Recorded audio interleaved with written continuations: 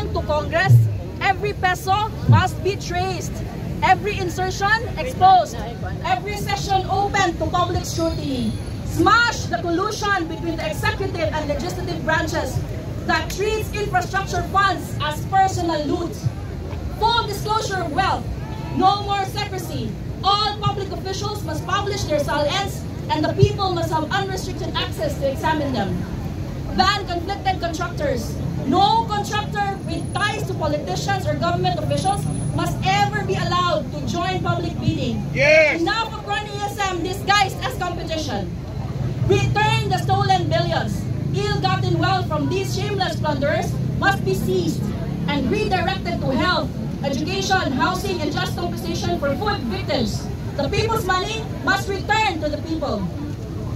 Prosecute and punish. From past to present presidents, from legislators to DPWH officials, from contractors to auditors, everyone complicit in these anomalous projects must be exposed, dismissed, and jailed. No exceptions, no excuses.